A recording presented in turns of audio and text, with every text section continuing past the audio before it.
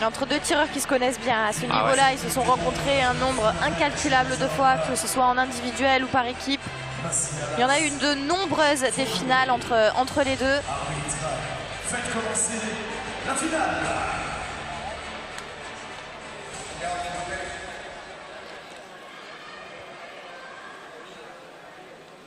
Allez, dernier match de la journée et match d'importance qui permettra à l'un de ces garçons de rentrer dans la légende avec 3 titres ici à Paris. Il y a un non valable qui s'allume. Ouais, il y a un petit souci matériel là pour l'Américain. Peut-être tout simplement un problème de contact entre le fil de corps. Donc le fil de corps, c'est ce qui permet vraiment entre le fleuret et le fil que vous voyez derrière les tireurs de faire passer le contact.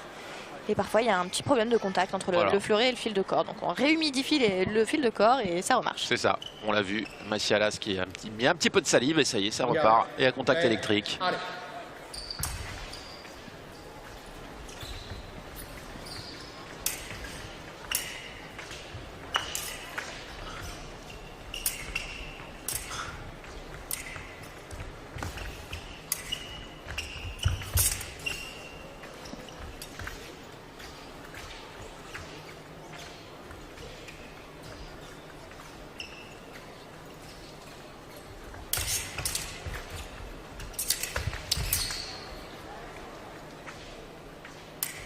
Ah, l'attaque de droite. Touche. Et c'est la droite, ouais, l'attaque de droite qui touche. Mais c'est Massialas qui prend l'initiative et qui va plus franchement vers l'avant. La Fauconi a gardé le bras court et est venu se faufiler pour essayer de raccrocher. Mais il n'avait pas la priorité. Ah, t'attaques, passe. Contre-attaque. Touche. Et c'est globalement la même action. Alexander Massialas qui vient porter une attaque. Fauconi qui vient se rapprocher pour faire une contre-attaque. Et il y a seulement la lampe de Fauconi. Donc il n'a pas la priorité, mais comme il y a sa lampe, on a égalité un partout. Ah, préparation. Attaque de gauche. Oui, il part bras court l'Américain. Ouais, il a fait une attaque sur préparation, l'Italien, pardon, il avait bien raison. Allez.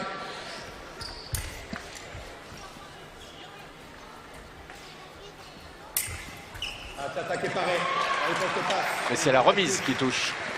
Oui, on voit clairement une parade prise par l'Américain, mais il sort le bras et le temps. Alors on parle peut-être d'un quart de seconde, hein, mais le temps qu'il aille retrouver la cible de l'Italien, l'Italien avait déjà remisé et allume seul. Ah, t'attaques. Non valable. Regarde. Prêt. Allez. Ah, t'attaques. Passe. Contre-attaque touche. Ouais, l'attaque qui ne touche pas et c'est la contre-attaque qui allume seul. Mais il est parti d'un petit peu trop loin et sans mettre d'explosivité dans son attaque. Ouais, ça manquait de conviction, effectivement. Oui. Regarde. Prêt. Allez. Préparation. Attaque. Touche. La même chose que tout à l'heure. Hein. Massialas qui, effectivement, il a une escrime tellement atypique que, bon, lui, il doit considérer que c'est une attaque. Mais quand on regarde bien, même au ralenti, hein, c'est de la préparation, ça. Oui, après, déjà, il développe pas. Il prend pas le fer et surtout, il avance et, comme on dit, il pompe. Ça veut dire qu'il raccourcit son bras et rien qu'en faisant ça, en fait, il perd totalement la priorité. Regarde. Prêt. Allez.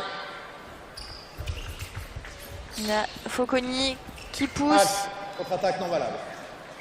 Massialas qui a arrêté un peu le feu là en touchant la main de Fauconi. Ah, t'attaques. Touche.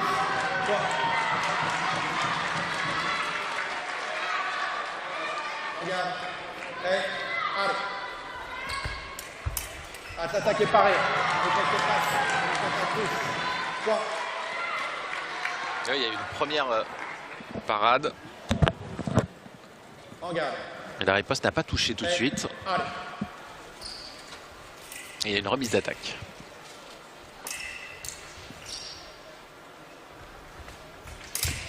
Ah, t'attaques, la parade. C'est bien fait. Vous voyez comme il est bas sur les jambes, Alessio Fauconi. Il est vraiment très fléchi en position de demi-fente quasiment tout le temps. Dès qu'il est au combat, il est déjà en position de demi-fente. Ah, t'attaques passe. Contre-attaque non valable. Avec le corps en avant, ce qui réduit encore plus en fait la surface de sa cuirasse. Attaque de gauche. Non, voilà. Attaque de gauche non valable. C'était une contre-attaque de l'Américain qui a touché à la bavette. En garde. Prêt. Allez. Attaque est parée. La riposte passe. La remise est non valable.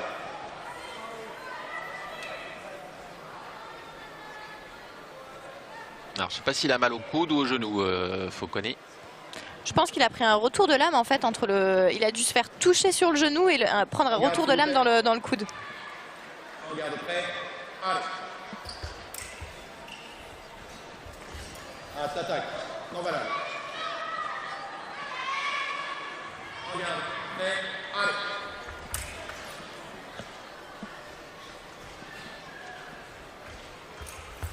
Attaque. Passe. Contre-attaque non valable. Alors, il fait un truc pas trop autorisé, ça, Fauconi. Normalement, on teste pas sa pointe. Prêt. Allez. Non, c'est pas hyper académique. Je vous l'accorde. Attaque passe. Attaque qui passe. Et l'Italien qui touche à la cuisse de son adversaire. Et on voit encore une fois un Massialas qui repart à l'assaut avec le bras très court, la pointe à l'extérieur. C'est ce qu'on disait pour sa demi-finale, son escrime atypique. En garde. Prêt. Allez. Force de fer. L'attaque de gauche. Et touche. Alors, la vidéo qui est demandée pour la première fois dans ce match, je crois. L'Américain qui a le sentiment de déclencher l'attaque, je pense. En fait, ce que dit Pascal Mage, l'arbitre, c'est que à la fin de la première action, au moment où Massialas doit repartir, il recherche le fer. Et en fait, quand on cherche le fer mais qu'on ne le trouve pas, on perd la priorité. Et oui, là c'est effectivement sur ce ralenti, on voit bien qu'il cherche le fer mais qu'il ne le prend pas. Il a dérobé en fait Fauconi. En garde. Prêt. Allez. Attaque. Il met trop de force, Massialas, que ce soit dans ses prises de fer, dans tout ce qu'il fait, il force trop. J'ai l'impression qu'il perd de sa fluidité, pourtant il a une escrime qui est hyper fluide normalement. Mais là, il y a trop de force.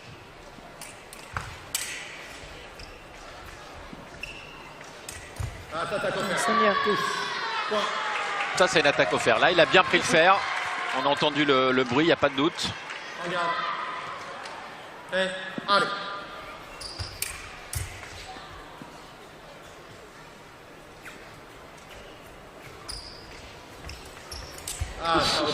Il a eu chaud, Fauconi.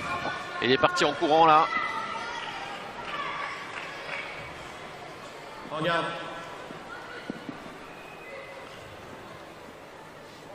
En garde. Prêt. Allez. 50 secondes à disputer dans ce premier tiers-temps. 3 touches d'avance pour l'Italien qui prend pour l'instant une petite option pour aller chercher le triplé sur cette épreuve. Mais c'est pas terminé. En garde. Prêt. Allez.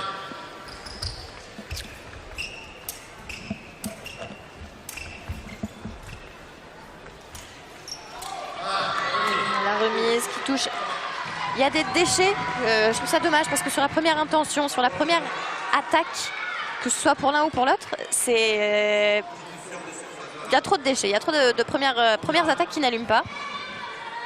Et là, le juge de main d'Alessio Fauconi a signalé une erreur de combat. Et donc, c'est pour ça qu'on lui a donné un carton jaune.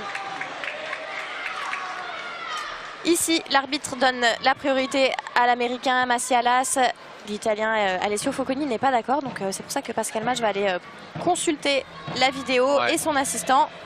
Alors c'est vrai que bon, l'allongement du bras il est italien, mais je pense que le départ de l'action il est quand même plutôt américain.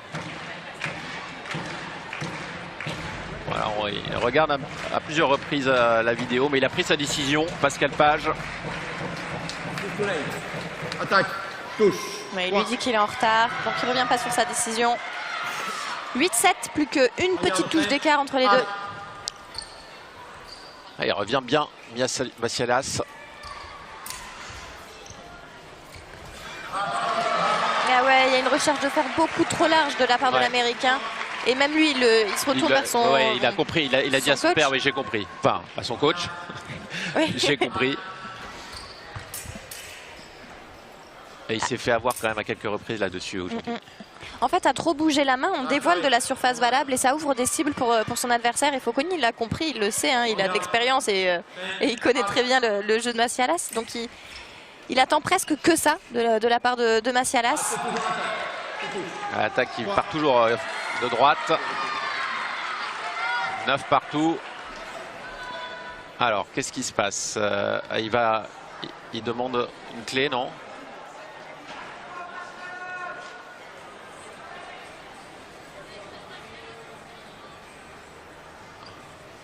En fait, le fleuret, c'est plusieurs petits éléments qui sont montés ensemble. Et il a demandé une clé pour venir resserrer sa poignée parce que la coquille doit bouger un petit peu. Ouais, et puis ça.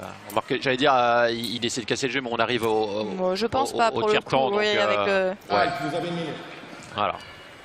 Et donc il va se faire parvenir la clé par un de ses collègues dans la tribune. Et clé à laine.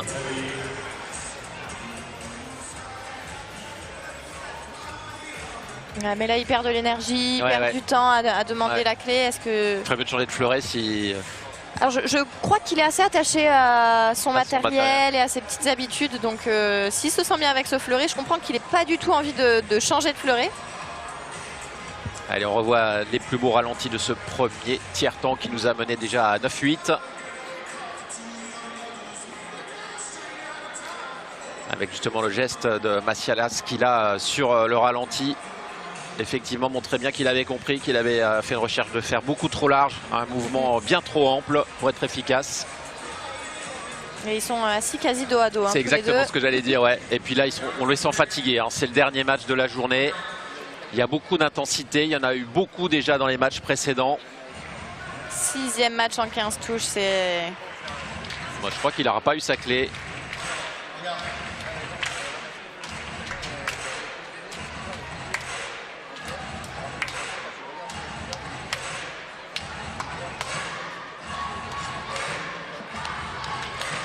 Il cherche dans les tribunes quelqu'un qui aurait une clé sur soi.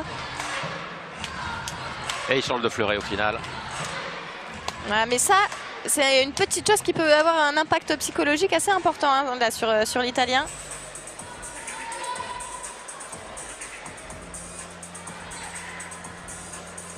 C'est étonnant d'ailleurs qu'il n'ait pas une clé avec lui. C'est vrai, normalement ils sont assez équipés. Ah voilà, il y a un de ses collègues, c'est Giulio Lombardi là, qui est venu se faufiler entre les rideaux de Coubertin pour apporter une clé. Bon, Massialas reste patient là. Ah, voilà la clé à laine. Ah, bah, il a bien serré là, il a fait quelques tours d'écrou. Il faut faire attention à pas trop serrer parce que parfois on coupe le fil de la lame. Allez, c'est parti. Un point d'avance pour l'Italien. 9-8. Deuxième tiers-temps. Pour l'instant, rien n'est fait dans cette finale de l'édition 2025 du Forvis-Mazars Challenge International de Paris. Alors j'ai l'impression que c'est la parade riposte de Fauconi, on va les confirmer. Ouais. Et on a entendu Massialas qui dit 1-2, de prise de fer. Il y a quand même un signe de contre-riposte de la part de Massialas. Ouais. Et on l'a entendu, enfin j'ai l'impression d'avoir entendu deux prises de fer au bruit. Alors, Pascal Page. C'est la contre-riposte. De Fauconi. On revoit à nouveau le ralenti. Ouais.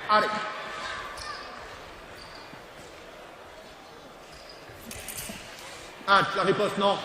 Remise non valable. En garde. Allez.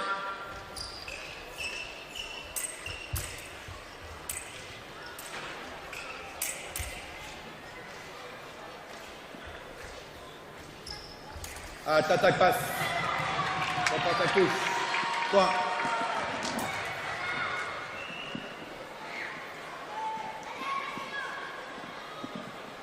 Alors il veut changer de masque Fauconi parce que je pense qu'il estime qu'il y a trop de transpiration et que peut-être ça Ça fait conducteur. Effectivement, hein, sur un masque de fleuret, vous le savez, il y a juste une partie de la bavette qui est valable. Le grillage, tout ça, c'est pas valable. Mais s'il y a un peu d'humidité, ça peut éventuellement créer un petit court-circuit. Et effectivement, quand il y a un doute, faut mieux changer. Ouais, c'est important, hein, c'est primordial d'avoir confiance en son matériel. En garde, s'il vous plaît. Sinon, le moindre doute, ça peut nous monter un peu à la tête, créer de trop grandes incertitudes et qui nous retournent le match.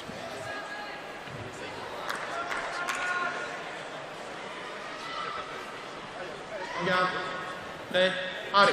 Mais du coup, ça veut dire que les tireurs ont un deuxième masque dans le sac? Je pense pas que ce soit Bah systématique. oui, parce que là, c'est la première fois que je vois ça en fait. Il avait un autre masque dans son sac.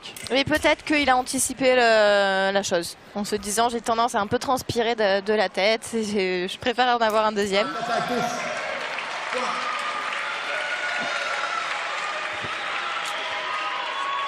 Allez, attention, ça commence à être dangereux pour Massialas, même si il n'est qu'à 2 points derrière. Vous voyez comme il est penché en avant, hein, Fauconnier sur sa position de garde. Attaque. Touche. Toi. Il va dans la carte alors que c'était fermé, hein, sur cette action. On voit Massialas qui pourtant ferme, hein, la carte, c'est cette partie du ventre. En garde. Prêt. Allez. Il y va et il arrive à la raccrocher. Attorney. Touche. Et il se rattrape bien là, Massialas, sur cette action. Il était presque debout hein, quand il a touché. Attaque. Oh là là, ça a touché. Ça a touché direct. Malgré la prise de fer de l'Américain. Et Massialas, il reste bloqué dans le fer en fait. C'est pour ça qu'il n'arrive pas à... Oh, ça c'est super bien fait là, sur la marche. Allez, plus qu'une touche. Et Alessio Fauconnier rentrera dans l'histoire en étant à 3 reprises titré ici à Paris au stade Pierre de Coubertin.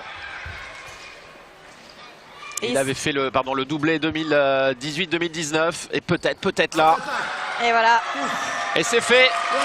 Alessio Fauconnier, triple vainqueur de ce grand tournoi Forbis Mazars Challenge International de Paris. Eh bien, il a été très bon. Hein. Ah, il a été assez impressionnant et toute la journée après, Massialas n'a pas démérité, mais on a eu du très grand Fauconnier là aujourd'hui.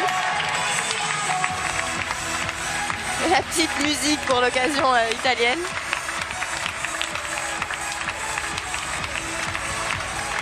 C'était encore un très beau plateau, une belle journée, une belle compétition.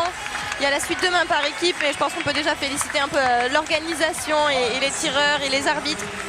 Parce que c'est toujours un franc succès ces compétitions à Paris. Ouais, c'est vrai qu'elle est bien rodée cette organisation.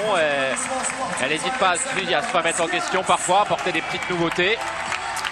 Et c'est pour ça hein, que c'est l'un des plus grands tournois. Et puis voilà, les spectateurs très présents au stade Pierre de Coubertin en font une grande réussite. C'est important d'avoir de grandes organisations dans les pays. La fédération internationale avait failli mettre de côté le challenge monal puisqu'elle a voulu limiter à 2 épreuves par nation les épreuves de Coupe du Monde. Il y a 3 arbres, donc ça aurait été un peu dommage. Heureusement, le challenge monal existe toujours. Et puis il y a la 3e épreuve de Coupe du Monde en française qui a lieu à Orléans, l'épreuve de sabre. C'est un Grand Prix. C'est un Grand Prix, c'est une magnifique compétition qui a lieu en novembre, si je ne me trompe pas, ou début décembre peut-être. C'est novembre, je crois. Et c'est vraiment une superbe compétition et, qui réussit aux Français en général. Donc ça fait bien plaisir au public français. Alors, il va y avoir les podiums dans quelques instants. Ça devrait s'enchaîner assez rapidement. Avant les podiums, on va vous proposer de revoir les plus jolis ralentis de cette journée. On fait de petites minutes de pause, nous, et puis on recommentera les podiums quand même pour dire au revoir à tout le monde et à demain. Exactement. Hein. Allez, on vous laisse voir les plus jolies images des matchs de la journée. Et à tout de suite pour les podiums.